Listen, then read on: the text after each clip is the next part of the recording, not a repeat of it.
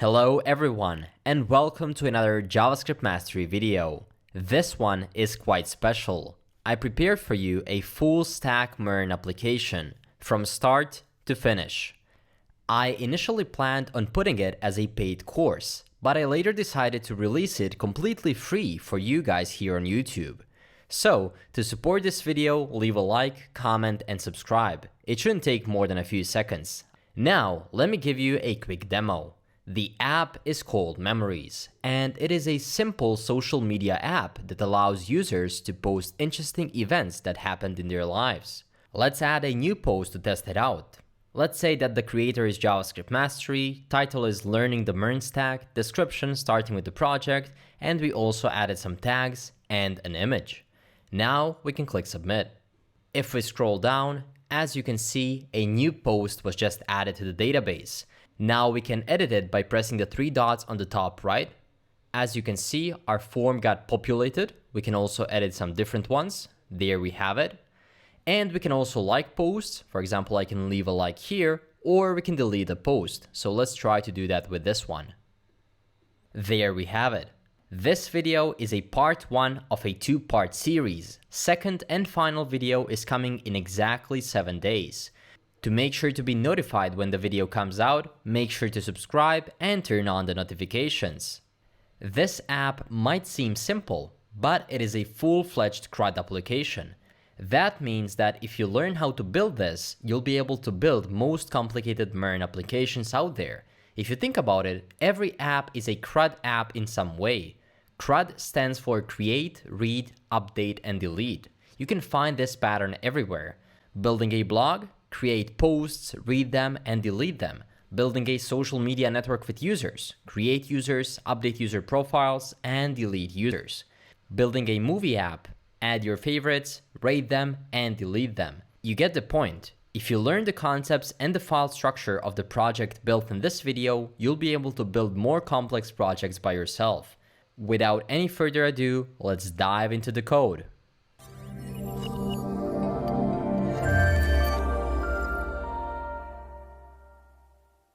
Let's start building it. First, we're going to open an empty Visual Studio Code window. You can use any code editor, but I prefer Visual Studio Code for many benefits that it has. Secondly, we are going to go to your desktop and then create a new folder. You can name it Memories Project. Now, you have to drag and drop it to your Visual Studio Code. Once we are in, you can go above and then click View and Terminal. This is going to open your terminal. And since we'll be working technically with 2 different applications here, we're going to split our terminal into 2 parts. First one is going to be for our client-side application or React side, and the second one is going to be for Node. We are going to create 2 separate folders as well. First one is going to be named Client, and the second one is going to be called Server. Now, we can cd into client with our first terminal on the left side, and there we're going to initialize an empty React application by typing npx create react app /. Make sure you're in the client directory. In terms of prerequisites, the only thing you're going to need is going to be the newest version of Node. Just click the newest one and download it for your own operating system. While the client side is installing, we can create a new file called index.js inside of the server directory. This is going to be the starting point of our server application. Inside of the second terminal, we're going to navigate to that server directory, and there we're going to run the command npm init -y. This is going to initialize an empty package.json, and now we'll be able to install all the necessary dependencies.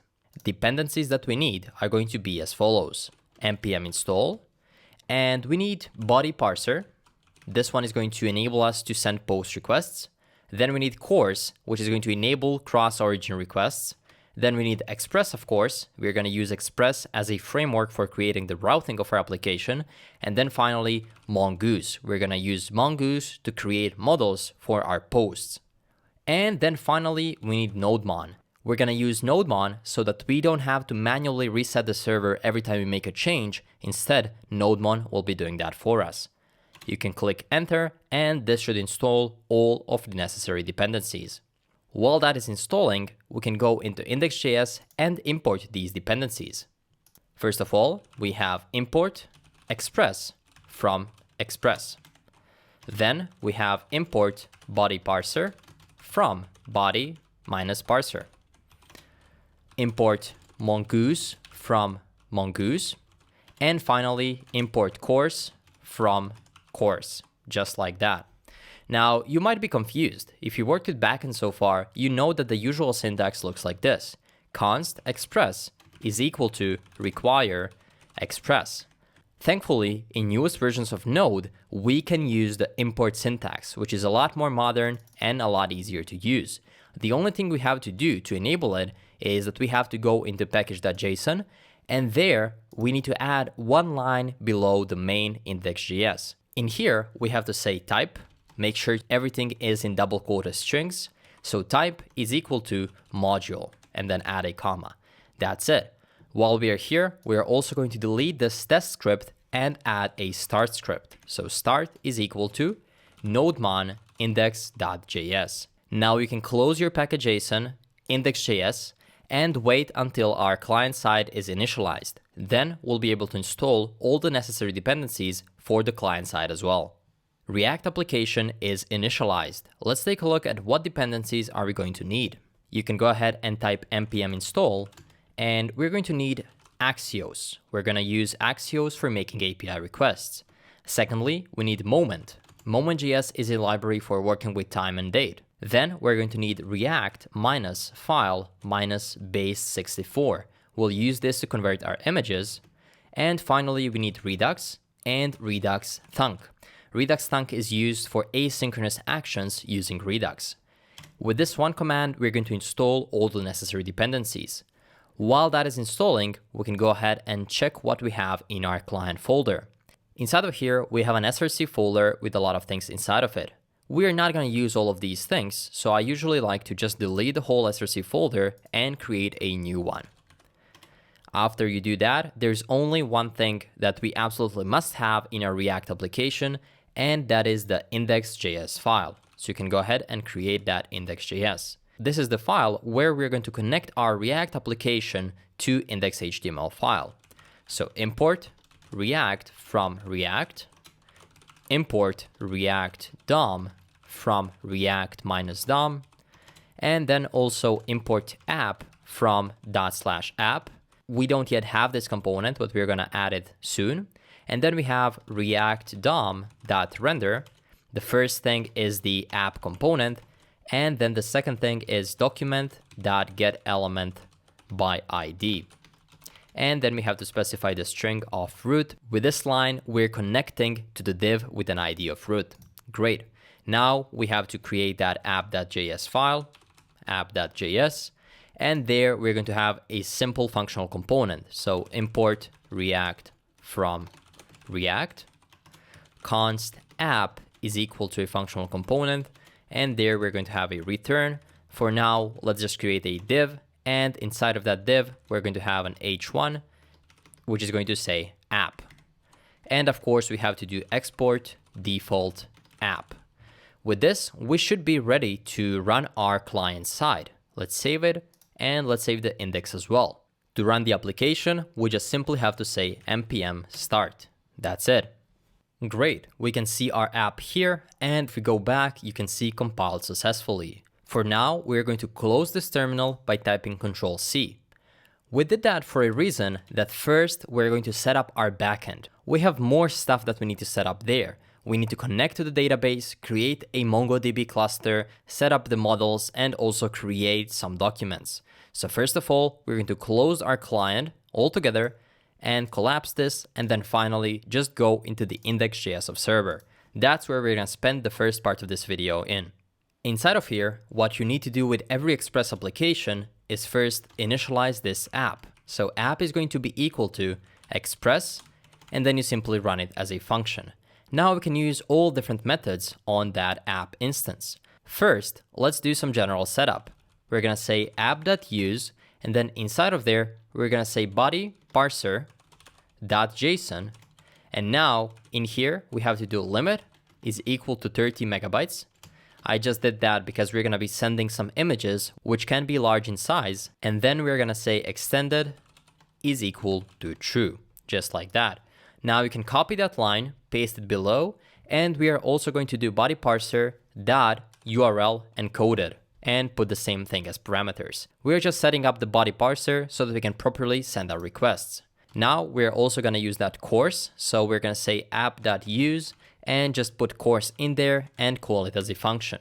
That's it. Now is the time to connect our server application with a real database. For that, we're going to use MongoDB. More specifically, their Cloud Atlas version of MongoDB, which means that they're going to host our database on their cloud. We can go there. The website is mongodb.com/cloud/atlas. The link is going to be in the description. And then in here, you can click Start Free and then just create a free account, which is going to enable you to create something known as a cluster. That's going to act as our online cloud database. Once you do that, you'll be greeted with a website that looks like this. You can just go ahead and click Build a Cluster. Then you can choose Shared Clusters, which is going to be completely free. And then you can just click Create Cluster at the bottom of the page. That's going to start the deployment of our cluster. It can take 1 to 3 minutes, but while that is deploying, let's do some setup. You can go in here to Database Access, and then you can click Add a new database user. In here, you can create your own username and password. I'm going to use JavaScript Mastery, and then password cannot be simply 123, so I'm going to use JavaScript Mastery and then 123, just like this. Now I can click Add User. With these credentials, we'll be able to read and write to any database. Great. Finally, we need to go to Network Access, and then in here, you can click Add IP Address. Once you do that, you can click Add Current IP Address and click Confirm. That's it. Now we go back to clusters and wait until our cluster is deployed. Now you can click the connect button right here. That's going to ask us if we want to connect it with a Mongo shell, our own application, or MongoDB Compass, which is a graphical user interface for looking at our database's data. We can click Connect Your Application because we want to connect it to our server-side Express and Node application. You can copy this string, and then we're going to go back to Visual Studio Code. Inside of here, I'm going to create a new variable, which is going to be called connection URL, all uppercase. And then in here, you can create a string and simply paste the whole thing that we received right there from our MongoDB Atlas.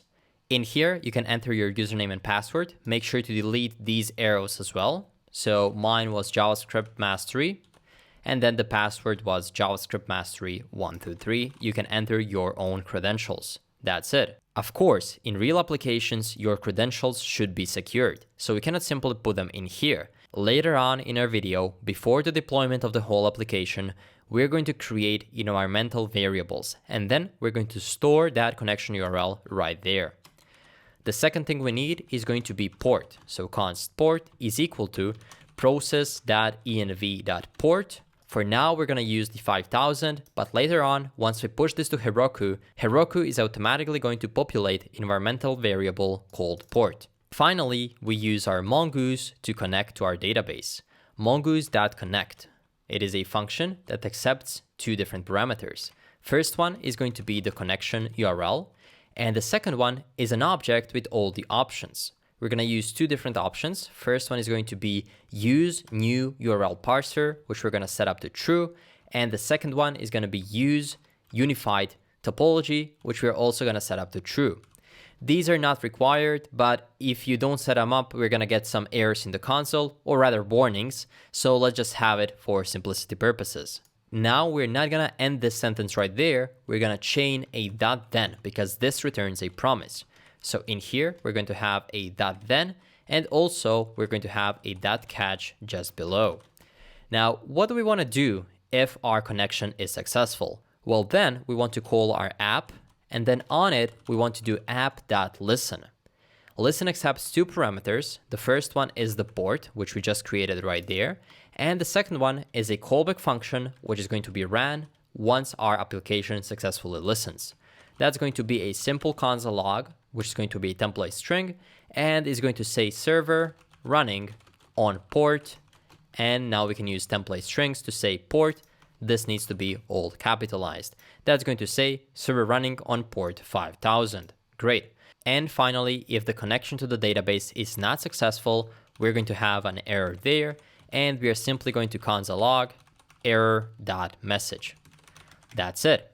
And the final piece of setup is going to be mongoose.set. In there, we're going to set use, find, and modify to false. So just pass a second parameter false. This again makes sure that we don't get any warnings in the console. That's it. Now, if we go back to our package.json, we specify the script start and let's run it. You can go ahead and type npm start. That's going to run nodemon index.js, and we should get a console log saying server running on port 5000. That's it. Our server is successfully connected to the database.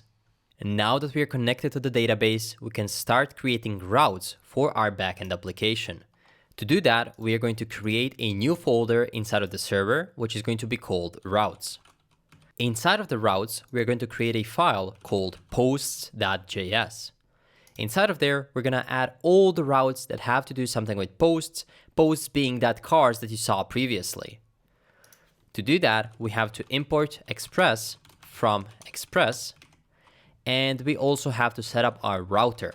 Const router is equal to express dot router with a capital R. Now we can start adding our routes. Our first route is going to be router.get. The path is just going to be slash, and then in here we can specify a callback function that is going to be executed once someone visits localhost 5000 slash. Great. In here, we're always going to have request and response. It's going to be the same thing for every single callback function inside of our router.get. The second parameter is going to be a callback function that is going to be executed once user visits this route. Inside of every callback function, we have request and a response. For now, let's just do response.send, and then in there, let's say this works. That's it. Now we have to export the whole router. So we're going to do export default router, just like that. And now we can go ahead in index.js and import that router, which we just exported from there. To do that, we have to do import post routes from /routes/posts.js. Now we can use Express middleware to connect this to our application. To do that, we have to type app.use. And then for the first parameter, set up the starting path for all the routes inside of the post.js. And that thing is going to be posts. And in here, we set the routes. So what this did is it said that every route inside of the posts routes is going to start with posts. That means that this route inside of posts is not reached by going to localhost 5000 and then slash. It's reached by going to localhost 5000 and then slash posts, because we added that prefix of posts to all routes in here. Now let's see if we can get this response inside of the browser. To do that, we have to go to this URL, localhost 5000/posts. I'm going to copy it, go back, and then check it in the browser. As you can see, at the top left corner, we get this works, which means that we successfully connected our Express application and we are running it on localhost 5000. Great.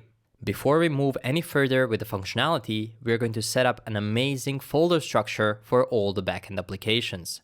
That's going to make them much more scalable. To do that, we're going to create a new folder called controllers. Inside of the controllers folder, we're also going to create a file called posts.js. Inside of there, we're going to create all the handlers for our routes. What does that mean? Well, let me put it side by side. Inside of here, we don't want to have some logic, because if we keep adding routes and adding more complex logic like this, our file for routes is going to get long and we're going to get lost between all the logic and all the requests. And at the end, it's going to be hard to see what routes do you even have access to. To simplify that, we can do something like this. We can extract all the functions or all the logic from the routes and then take it right here in the posts of the controllers. Inside of here, we're going to declare that function for the router.get. Let's give it a name. Const get posts is equal to that same callback function which we just copied. Of course, so that we can use it in Post.js, we have to first export it right there. Export const get posts. Great. Now we can go back into our post.js, and then there we can import all different functions. For now, we have only one. That's gonna look like this. Import, and now inside of curly braces, considering we're doing named and not default export, in there we can name that function get posts from /controllers/posts. That's it. Now the only thing you have to do is simply say router.get, and then we execute a function called getPosts. In here, don't forget to add posts.js. In React, we don't need to do that, but in Node, we absolutely have to. At this point, I don't think you can see the purpose of having the controllers and routes separate, which is completely fine. But as we keep adding more routes, you're gonna see how clean this is gonna look like. We'll be able to see all the routes just like this, and then execute all the functions in the other file. Great. With that said, let's create a new model for our post. We're going to create a new folder called models, and then inside of there, we're going to create a file called post.message.js. Inside of there, we're going to utilize the possibilities of Mongoose. To do that, we have to say import mongoose from mongoose. Now, first we have to create a mongoose schema. Const post schema is equal to mongoose.schema, and that's going to be a function which is going to have an object immediately in there. That's it. Well, what is a schema? With MongoDB, you can create documents that look absolutely different. One can have the title and the message, one can only have the message, and so on. Mongoose allows us to give some sort of uniformity to our documents. We are going to specify that each post is going to have these things. So in here, each post is going to have a title, which is going to be of a type string. Each post is also going to have a message, which is going to be a string. It's going to have a creator, which is going to be also of type string. We're going to have some tags, which is going to be an array of strings. So that's why we put an array sign there. We're going to have a selected file, which is also going to be a string. We're going to convert an image into a string using that base 64. Then it's also going to have a like count. This time, we're not going to simply say a number. We're going to say an object, and then inside type is equal to a number, because we have to add additional information. And that additional information is that by default, we want to set it to 0. And finally, we're going to have a created add property, which is going to be an object again of type date. And also it's going to have a default value of new date, just like this. Make sure to call it and write it exactly like this. Now that we have a schema, we have to turn it into a model. To do that, we're going to say const post message is going to be equal to mongoose.model, and then in there we'll do post message. Make sure to do the same thing here, exactly like this post message, or you can call it anything you'd like. And then the second parameter is going to be post schema. That's it. Now we can do export default post message. We are exporting a mongoose model from the post message file, and then on that model later on we'll be able to run commands such as find, create, delete, and update. Great. Now that our model is done, we can start adding more routes. Inside of here, I'm going to copy the line. This route is going to be router.post. And once we go to that route, we're going to run the create post function, which we are also going to import from the controllers. So in here, create post. Now we have to save it and go to the controllers.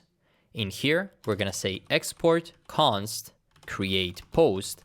It's also going to be an error function, which has a request and response. And then in there, for now, let's do res.send post creation. Now is the time that we have to start implementing real logic for getting posts and for creating a post. To do that, we're going to import post message with a capital P from /models and post message.js. This gives us access to our real model. What can we do with that? Well, first of all, each callback function is going to have a try and catch block. It looks like this: try, opening and closing curly brace, and then the catch with an error inside. The code in the catch is going to happen if we get an error right there, and the code in the try is going to happen if everything is successful. So in here, let's try to retrieve all the posts that we currently have in the database. Const post messages is equal to post message dot find, just like that. Now, this wouldn't be correct because post message dot find, or finding something inside of a model, takes time, which means that it is an asynchronous action. For that reason, we have to add a wait in front of it, and therefore we have to make this function asynchronous. After that, we can console log our post messages. And finally, we need to make our function return something. So if everything works, then we're gonna say res.status of 200, which means everything went okay. And then we're gonna return JSON, which is going to simply be an array of all messages that we have. We don't even have to console log it. We're just returning it. That's it. We also have to respond with something if there's an error. So we're gonna say res.status, and then in here, let's do 404, and then .json, and we're gonna return message to be equal to error.message, just like that. Now this is it for our get posts, and how can we see if it works? Well, our server is already running on localhost 5000, so let's go check it out. And that's it. You can see that we have an empty array. This is not that interesting, right? We just have an empty array. Now we have to implement the logic for adding different posts, and we're going to do that right here. To create a post, we're also going to do a try and catch block. With post requests, you have access to something known as a request.body. So we're going to say body is equal to rec.body, and we won't be able to console log this right now for the reason that we don't have a way to send post requests yet. That's the exact reason why immediately after we create this create post, we're going to move on to the front-end side to create a form and basic layout for making different posts. Our request.body is actually going to be our post, so we can name it like so, and then we need to create a new post. We do that by typing const new post is equal to new post message. We call it, and then in there we pass that values that we're receiving to the request.body. Yet we are not sending them, but we're going to do that once we implement the logic on the front end. Then in the try block, we're going to say new post.save. This is again an asynchronous action, which means that we have to add a wait in front of it and also async on the whole function. Once that is saved, we're going to respond with res.status 201, which means successful creation, and then .json, we're just gonna send that new post in. That's it. If it's not successful, we do res.status, and then 409, .json, and then in there, we do message is equal to error.message. You can learn more about this HTTP codes right there under the following link. It's going to be in the description, but generally it looks like this. All requests that start with 200 are successful. 300s are redirections, 400s are client errors, and 500s are server errors. You can take a look. For example, you can read only those with stars. These are the most important ones, and then see what each one says. In here, 200 is the most popular one. The request has succeeded. Great. The link is going to be in the description. Now we have our create post function completely done, and now is the time that we focus more on client and implement the logic for actually sending or creating posts.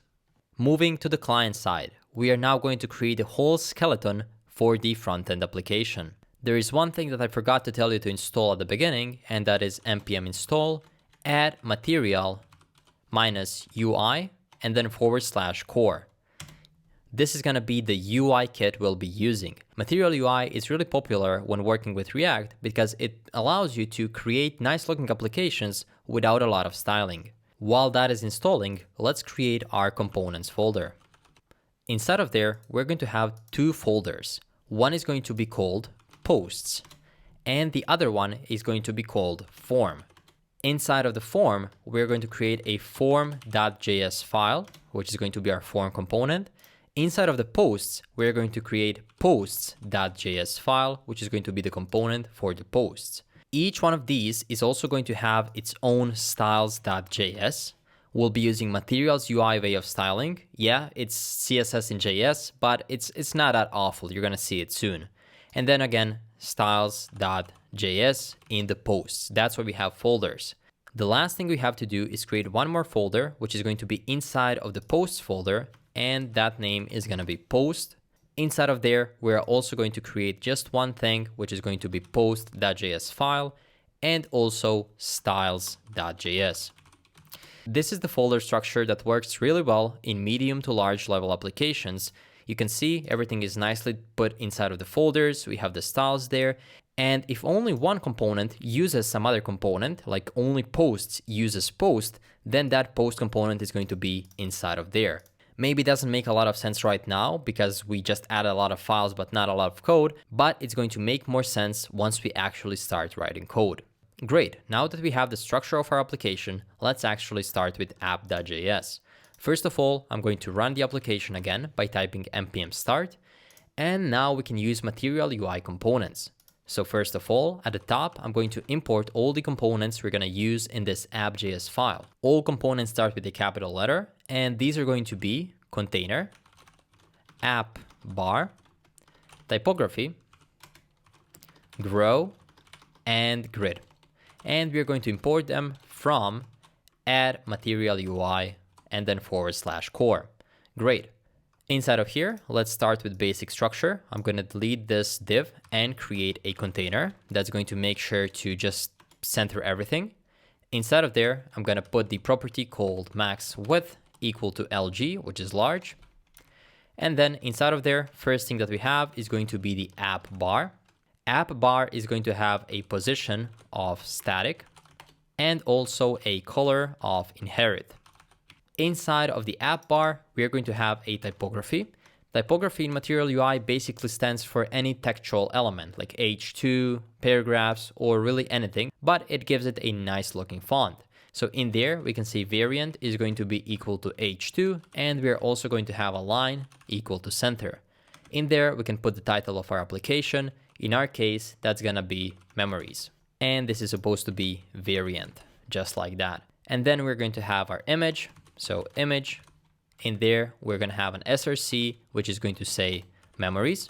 Alt can be memories. And then we can put the height to be equal to 60. We don't need it to be more than 60. Now, we don't have this image yet, so let's create it. I'm going to leave the link to the image down below. And then what we can do is you can create a new folder in the src called images. And then inside of there, you can download and put that image memories.png. Looks like this. Just to give some life to our application. I misspelled container there as well. Now we can import that image. That's going to be import memories from /images/memories.png. Great. Now if you save this, let's see if it works. Okay, and we have a huge image right there. Once we add some styles, this should look much better. Before adding the styles, let's just finish with the structure. Below this app bar, we're going to have a grow component. Grow just provides some simple animation. Grow is going to have a property of in, so it's going to grow in. And then inside of that grow, we're also going to have one more container. Inside of that container, we're going to have a grid component. That grid is going to be of a type container. It's going to say justify to space between, and also align items to stretch. And we're also going to give it some spacing, which is going to be equal to 3. That's it. Now, inside of that grid, which is of type container, we can add 2 different grid items. Let's do that. Grid, and then item. XS is going to be 12, which means that it's going to take the full width on extra small devices. And on small and medium, it's going to be 7, which means that it's going to take 7 out of 12 spaces on small or larger devices. Great, so this is our grid component, and then I'm going to copy it and paste it below. This one is also going to be extra small 12, but we're going to change the small to be 4. Inside of this first grid, we're going to have our posts component. We created a file for it, but we didn't yet create or import the component. And then just below in here, we're going to have our form component. Now we have to create those components and then import them right there. So let's do that. Let's go into the form, and then inside of here, we're going to import React from React. Const form is equal to a normal functional component, which is going to return just an H1 that says form for now. And then we're going to export default form. That's it. I'm going to copy all of this now, go into the posts file, paste it there, and then just change the form to say posts. And then change this to posts. And finally, we're going to do the same thing for the singular post component. In here, I'm going to change posts to simply say post. That's it. We know our hierarchy. Our posts is going to use the post component. So what we're going to do is we're going to import that post into our posts. So right there, below the title, we need to add a React fragment so that we can add multiple things in there. Below posts, we're going to import the post component. So import post from /post/post. And now we can create multiple post components just like so. Let's add 2 for now. Great. The last thing we have to do is collapse this, go into the app, and then finally import the components we just exported. That's going to be import posts from /components/posts, and we need to go one level further to /posts. And finally, you can copy the line and then change this to form. That's it. Now we are importing the posts and the form as well in here. And now we shouldn't get any warnings or errors that we don't have these components here because they're there. You can see the app is compiled and running on localhost 3000. Let's visit in the browser and see what we have. Let's be honest, this looks pretty bad for now, but we're gonna keep adding more styles and structure to it. Firstly, let's add styles to our app.js.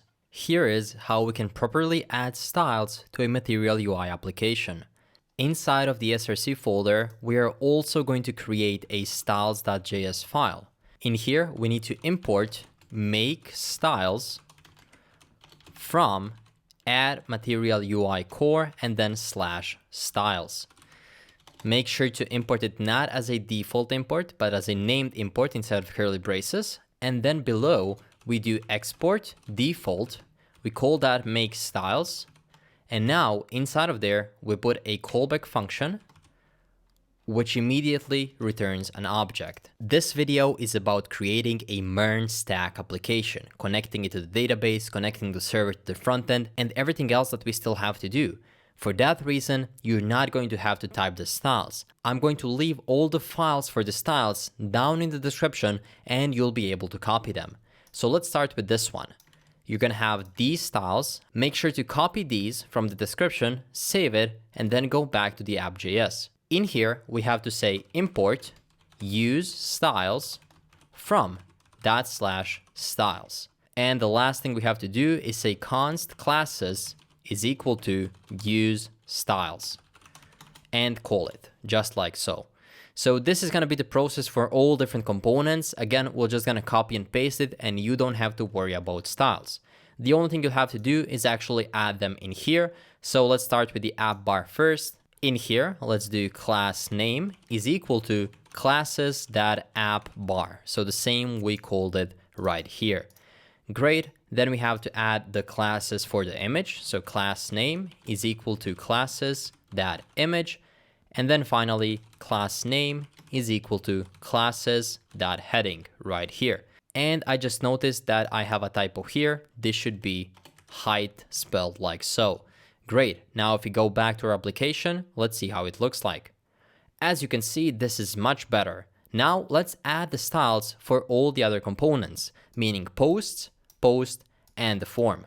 You can do that by going into these styles, styles.js, and then just copying the link in the description. You should be able to find all the styles right there. There we go. I copy and pasted all the styles for the form. And now going into the post.js, I'm going to copy and paste all the styles for the post.js as well. Right here. That's it. And finally, styles for the posts, plural this time. We don't have a lot. That's it.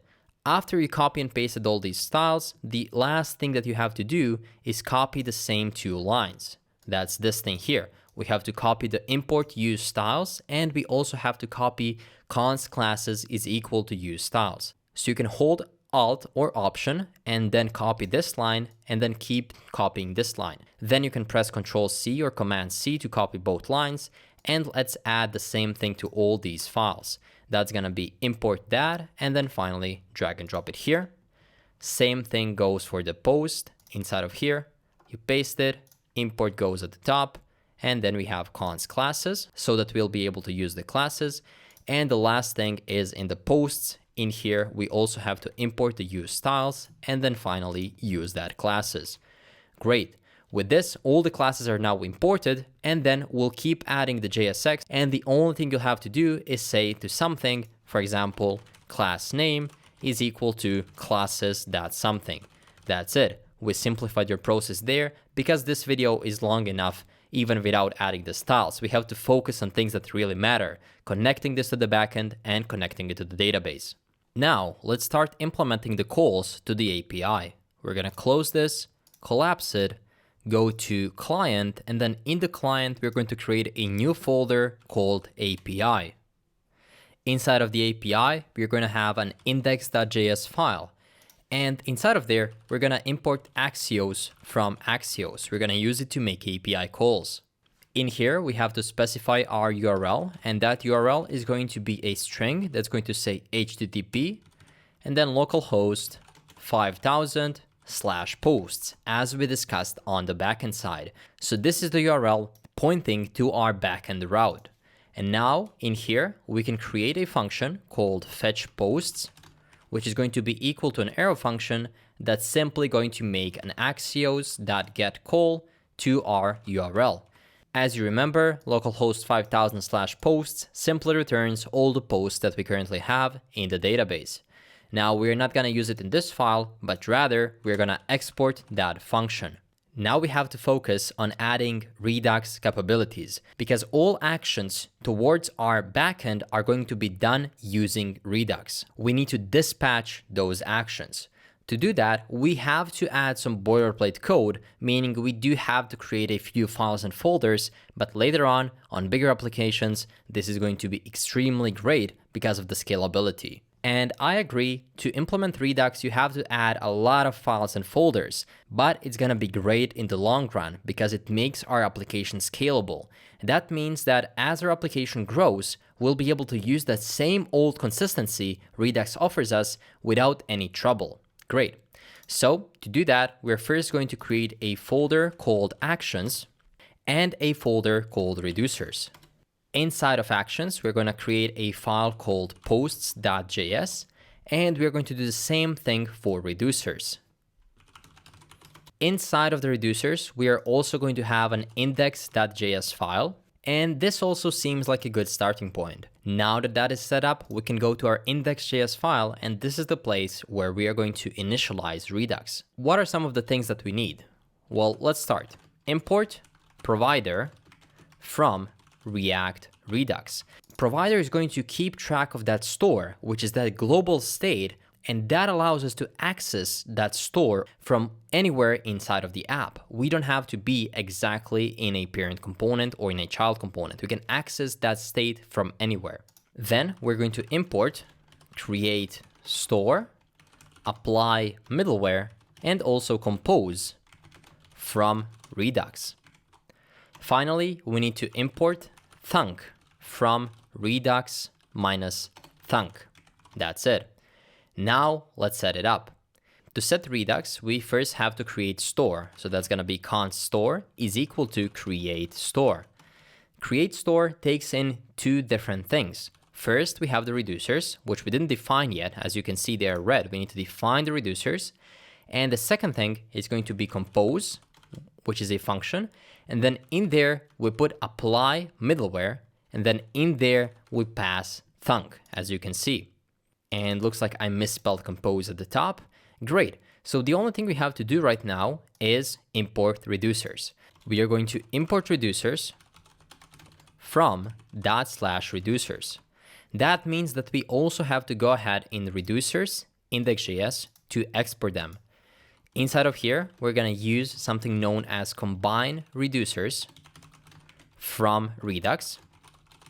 And then there we can say export default and call that combine reducers. We call it as a function and then put an object inside of it. Now in here, we can use all of the individual reducers that we have. In our case, we are only going to have posts. So for that reason, we have to import posts from /posts. So we can go to that file, and now let's talk about reducers. What are reducers? Well, a reducer is a function, so let's do it like that. Const reducer is equal to a function. More specifically, it is equal to a function that accepts the state, and also it accepts the action. Then, based on the action type, so if action.type is equal to, let's say, create, then we want to do some logic here. More specifically, we want to return either action or we want to return the state changed by the action. Usually, you're going to have multiple if statements for a lot of different things. And for that reason, people prefer to have the switch statement. And this is how it works. You have the switch statement, and then right there, as a key, you put the action.type, as we discussed. And now in here, we can specify all of our types. For example, we know that we're going to have a fetch all action for fetching all the posts. And let's also do the one for creating. So that's going to be create post. Great. In here, we are later going to return some logic, but since we don't have anything yet, let's just return the state. And in reducers, the state always needs to be equal to something. We cannot have it equal to nothing. That's why we have to set this initial value. Our posts are going to be an array, and that's why we are specifying this empty array there. And also, just to simplify things, our state is always going to be simply posts because we are in a post reducer, so we can rename the state to posts. And also, as a default return, people usually just put return and then posts. That's it. We're going to add logic here later on, but now we just need to set it up so that it works together once we connect the Redux to the store. Great. Now we can see that this reducer is currently not being used. So what we can do is just export default, that function we created. We don't actually have to use it here. We are using it in here in combine reducers. We are importing that posts and then setting posts equal to be posts. Considering both the key and the value are the same, we can only keep the first one. That's it. We can put this in one line. And as you can see, our index.js of reducer is done. Now we are successfully exporting the thing that we previously imported in here in the index.js of the SRC. And now we have this variable in the store. Now that this store variable is successfully created, we can wrap our application with a provider component. We're going to do it right here. Provider. And then we wrap our application with it. We can do it like so. We're going to put the app here and then just move the comma right there. People usually like to span it across multiple lines just so it looks simpler to understand. And this is it. The last thing we have to do is specify the store to be equal to the store we just created right there. That's it. Our application is now successfully using Redux and we can start using all of its capabilities. It looks like we forgot to install one thing, which is React Redux. So just copy that, close the terminal by Ctrl+C, and then in there you can type npm install and then React Redux. Once that is done, it means that our application is successfully connected to Redux. Now we can start making use of it. First, we have to dispatch our getPosts action. And we're going to do that into our app.js. So let's go in there. In pre-hooks era, Redux was kind of hard. You had to go down here and then do some crazy syntax like this and then map state to props. It was crazy. Now, with use of hooks, we can use Redux much more easily. What we can do is import a hook from React Redux. So import use dispatch from React-Redux. What this allows us to do is to dispatch an action. Okay, so how does it work? First of all, we have to define that dispatch. So we need to say const dispatch is equal to use dispatch. That is a hook. Now that we have access to this dispatch, we need to find a way where we are actually going to dispatch the action. And the best way to do that is inside of the useEffect. UseEffect is initially going to be just the component did mount, but later on it's gonna become the component will update. So to do that, we have to specify the useEffect. It looks like this. We call it, and then inside of there, we put a callback function, and as the second parameter, we put an empty array there. And finally, we can use this dispatch to dispatch an action. Right now, we don't have any actions in here, so our next goal is to create an action. We can do that right here by importing it. Import get posts from /actions/posts. You can see it's not currently being used, so how do we use it? Well, you just specify the function, get posts, and then you call it. This is our successful dispatch. That's it. And React is telling us, please include the dispatch in here in the dependency array, so let's do that. Great. Now it's time for us to actually export get posts from the actions. Let's go there. Inside of here, inside of the post, we just have a completely empty file. Now we have to make use of this index.js file in the API we created not that long ago. To do that, we're going to do import star as API from /API. This import star as means that we import everything from the actions as API. That means that we'll be able to use this fetch posts like this, API.fetchPosts. And we do it this way because we're going to have a lot of calls exported from the API. Now we have to create actions, more specifically, action creators. Action creators are functions that return actions. How do they look? Const get posts is equal to an arrow function, and there we can declare an action. Const action is an object. Actions must have the type property. In this case, let's say that we're going to name it fetch all, and also they can have some payload. And payload is usually the data where we store all of our posts. And finally, we have to return it. Return action. This is it. We successfully created this action creator. The problem is we're working with asynchronous data. To actually fetch all the posts, some time is going to have to pass. And for that, we have to use Redux Stunk. Redux Stunk allows us to in here specify an additional arrow function. Bear with me, the syntax is crazy, but you just have to do this. Async, and then one more set of parentheses, and then in there as a property, we get access to dispatch. This is it. Now we created a function that returns another function, and now we can use the async await capabilities. Of course, we have to have another arrow right there. Great. And there is one more difference. Instead of actually returning the action with Redux Stunk, what you have to do is you have to dispatch the action. That's it. So just to recap, let's go back. Action creators are functions that return an action, and an action is just an object that has the type and a payload. With Redux Stunk, since we'll be dealing with asynchronous logic, we have to add this async dispatch function in front of it, and then instead of returning the action, we have to dispatch it. To actually make this work, let's add a few lines. We're going to add that try and catch block, and then in the try, I'm going to try to fetch all the data from the API. We can do it like this. Const, we're immediately going to destructure the data, and then is equal to await API.fetchPosts. So what we're doing in here is we are first getting the response from the API, and then in the response, we always have that data object, which we are returning from the backend. And then we get the data, and basically data represents the posts. So what we can do is in here, we can remove this action, and we can immediately dispatch an action. An action is, as we said, an object, which includes the type. The type is going to be fetch all, and then the payload is going to be data. Now we are successfully using Redux to actually pass or dispatch an action from the data from our backend. In here, we can simply console log the error.message.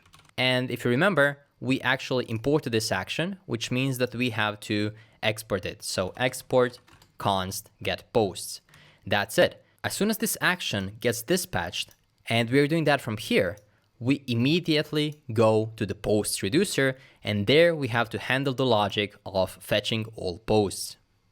Considering we are immediately fetching all of our posts in here, we are fetching the data from the API and then sending that data through the action.payload, we can immediately, in the reducer, just do this. Return action.payload. And that action.payload are our actual posts. Now, we've been working a lot with all of this Redux data passing, but how do we actually retrieve the data from within our components? Well, to do that, we are now going to in the component that actually needs the posts, and that's gonna be posts component. Inside of there, we have to somehow fetch the data from that global Redux store. We can do that with the help of something known as selectors. So in there, we're going to import use selector from React Redux. Great. Now that we have that, we again initialize it as a hook. We're gonna say const posts is equal to use selector. Inside of the use selector, we're going to have a callback function. As a parameter in that callback function, we get access to that whole global Redux store or state, and then we can immediately return state.posts. How do we know that it is called posts? Well, if you go to the reducers index.js, you can see in here we have posts. That's it. Now that we're getting these posts, what do you say that we just do a simple console log and put them there? Great. Now we save this and let's see if any data is showing up. Open the console, refresh, and you should be able to see we do get an empty array at first in posts 11, but then we get a network error saying access from origin localhost 3000 has been blocked by course policy. There's one thing that we need to do in our React applications to make requests to our server work. To do that, we need to go back into our package.json of the client side, and just below this private to true, we're going to set a proxy. Proxy is going to be equal to, and now we need to specify our port, HTTP, localhost, and that's gonna be 5000. If we now save this, whenever you change a package.json file, you need to rerun your terminal. So I'm gonna close it and then run npm start one more time. And let's see if that's gonna fix our issue.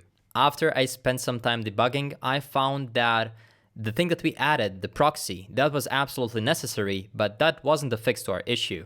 The fix was this little bug right there. We specified the routes before we specified app.use course. So we need to have the course above the actual app.use routes right there. If you now save this and then go back, you should see, if you refresh, that we don't get an error anymore and we just have an empty array. At first, we have this empty array because that's what we set up right there in the reducer.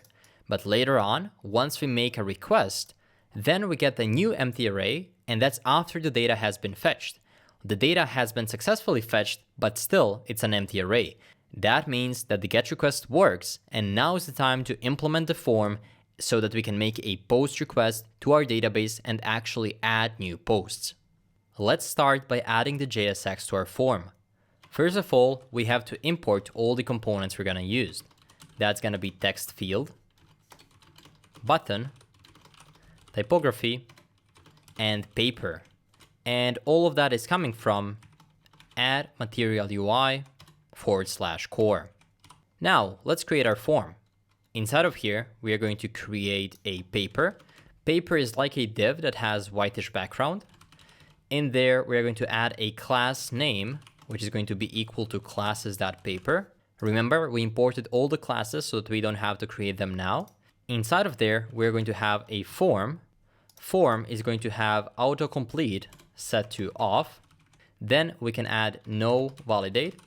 Class name is equal to classes.form.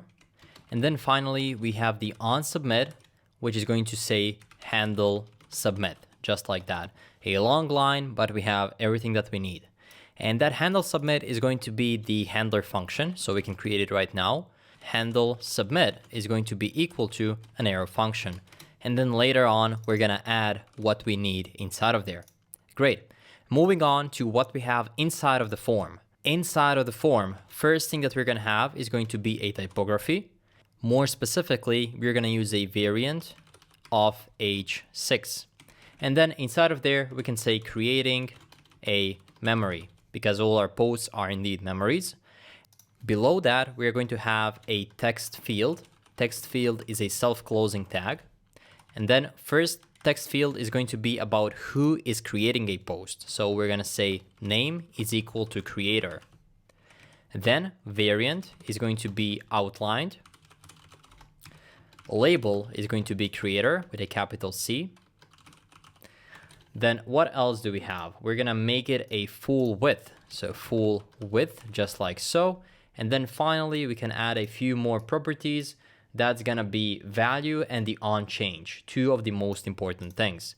And this is already getting long, so let's space this out in multiple lines. Variant, label, full width, and then finally, the last two are going to be the most important ones, and that's going to be value, and finally the onChange. Okay, great. So where are we going to store that value, and what is the onChange going to do? Well, the value is of course going to be stored in the state, more specifically in the state called post data and then .creator. That means that the whole data from our post is going to be stored in the post data object in the state, and then each object key is going to be a specific text field. So let's create that state using the useState property. In here, we're going to import the useState hook, and then right there, we're going to say const post data and then set post data is equal to useState, and that's going to be an empty object. Inside of that empty object, we need to specify the properties that the object is going to start with. So in here, we need to mention everything that it's going to have. First of all, the creator property, which we just specified, is at the beginning going to be an empty string. Title, also an empty string at the start. Message, also going to be an empty string. Tags is going to be also an empty string. And finally, selected file is also going to be an empty string. We're going to convert an image to a base 64 string just in a second. Okay, we can put this in one line so it's easier to read. And that's it. We can remove the last comma. Great. Now we have that post data and we are using that right here in the value. So how are we going to change the value of that state field using this onChange? Well, that's a bit harder, considering in here we have an object that's in the state and we want to update just one of the object's properties. To do that, we can use this syntax. In here, as always, we have a callback function that has that event as a parameter. Then we have the set post data, which is a setter method for that state. And then in here, it would be easy if we could just specify an object.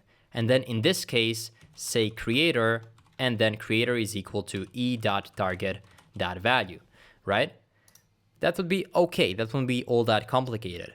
But it's not that easy, because later on, if we add a second text field, that means that we would always override everything and simply have the creator. We wouldn't have any other fields because you can see we are not specifying them in this object right here.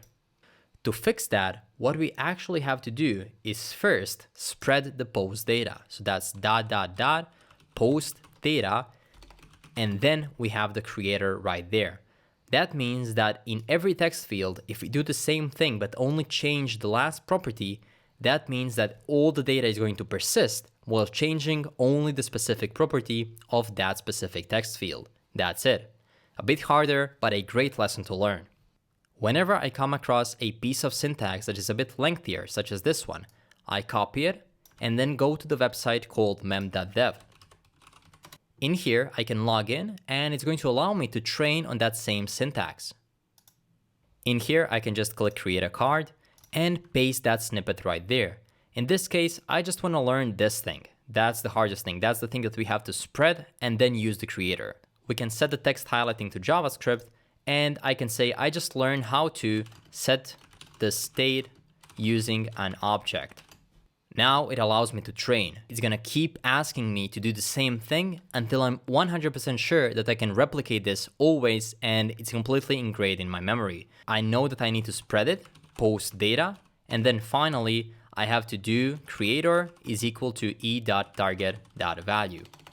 And that's it. I click submit. You can see it's correct. And now, since I know it, I can click easy, but if you don't know it, you can practice on this and it's gonna keep repeating so that you can practice it every few days until you actually remember it. Great. That's it. Just wanted to let you know that. Now we can go ahead and add multiple text fields. This one is only for the creator. I'm gonna put all of this in one line since we already know what is in there. And now I'm gonna just copy and paste it a few more times. We're gonna need it once for the creator, once for the title, then the message, and then finally the tags. Great. Of course, we have to change the labels as well. So this is creator, this is gonna be the title. In here we have the message, and finally the tags. And now we have to change the values as well.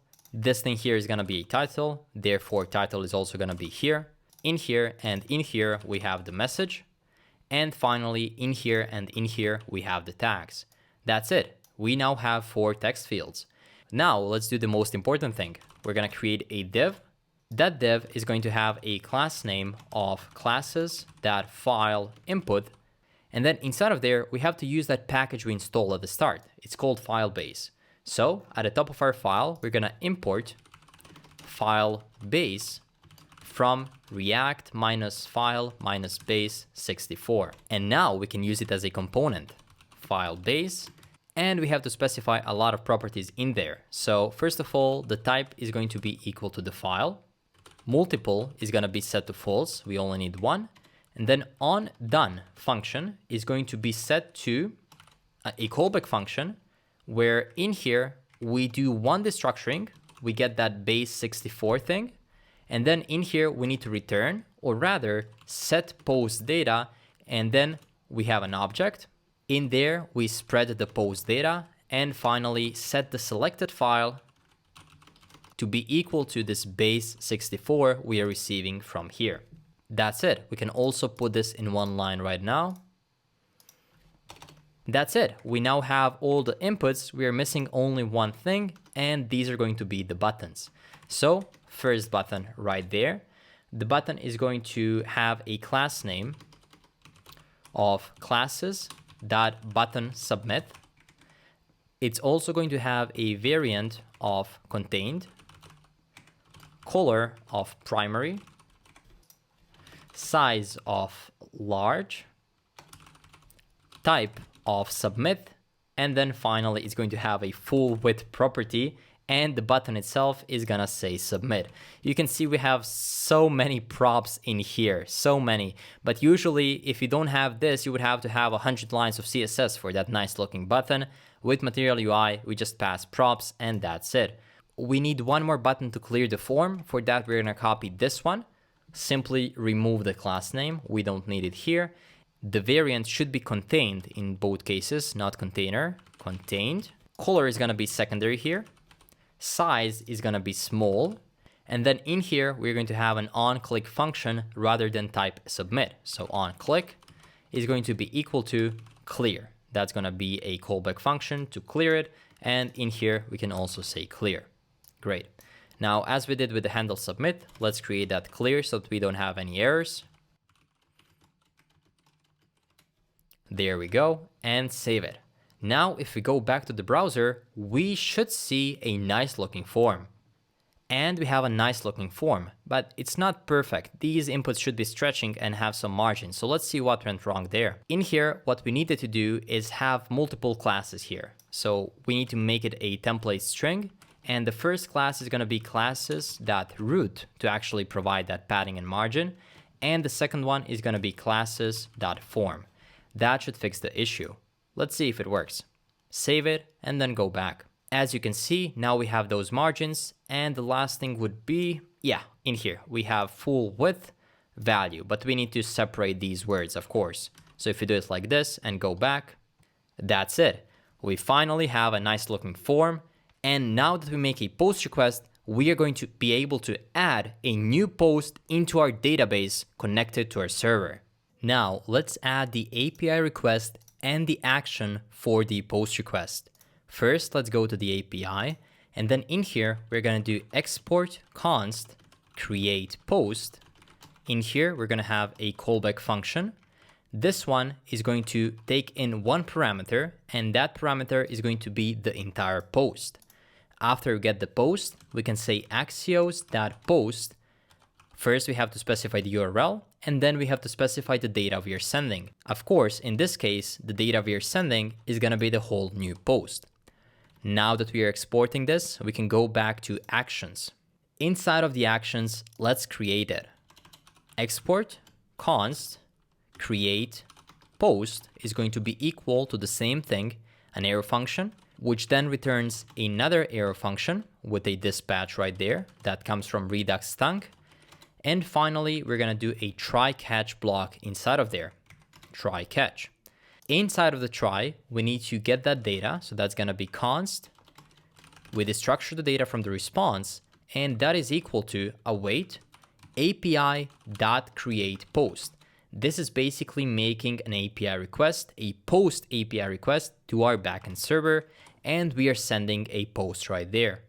Finally, we're going to dispatch an action. The type of the action is going to be create, and then the payload is going to again be the data, just like so. Great.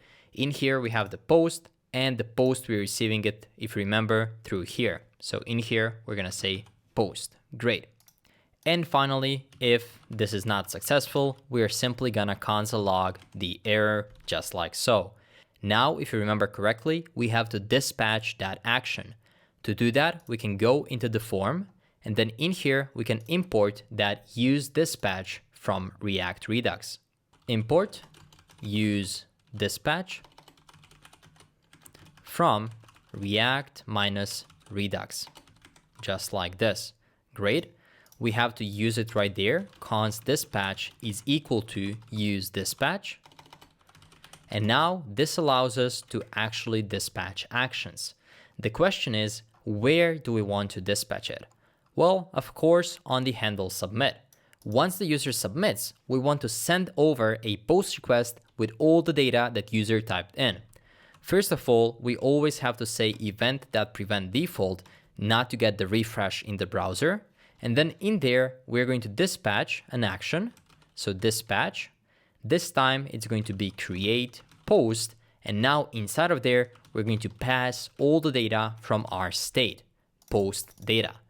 You can see create post is still red, which means we have to import it from actions. So in here, we can say import create post from /actions/posts, just like that. I can see event is not there, so we have to specify it here. And now we are making that request once we click the submit button. Great. Once the action is dispatched, then we go to reducers right there in the post reducer. And then what do we want to do once we go to the create?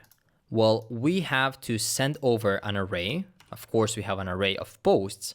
First of all, we have to spread all the posts, and then we have to add a new post. And that new post is stored in the action.payload. That's it. Now, if we save that, if we are lucky enough, if we don't have any bugs, this should actually work.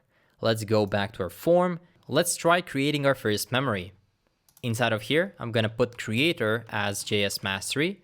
The title is going to be New Year's Eve 2019. The message is going to be had a lot of fun, I guess. And then let's add some tags. Let's say New Year and also Happy New Year. People do that with hashtags, right?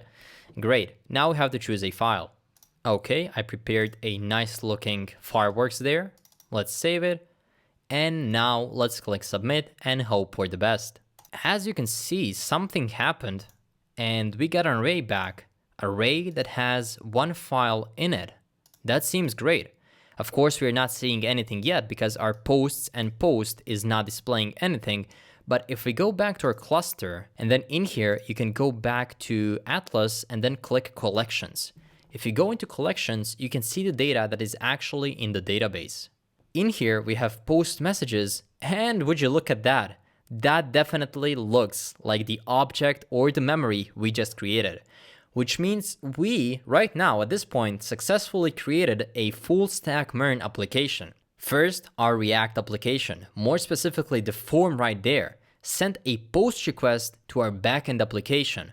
Then the backend application communicated that to our database, And that's it. We have this file saved. That means that now we can set up the posts and the post, create some JSX there, and that post is going to be there every time we refresh the page, and we can keep adding new ones. That's it for the part 1, but don't worry, part 2 is coming in exactly 7 days. You're already half done because next video is the last one. Next time, as you can see, we're going to add the post component, like, edit, and delete functionalities, and much more. To make sure not to miss the next video, like and comment on this one, and if you haven't already, make sure to subscribe, and more importantly, turn on all notifications by clicking the bell icon. You can also help sponsor JavaScript Mastery by clicking the Patreon link down in the description. Stay safe and see you in the next one.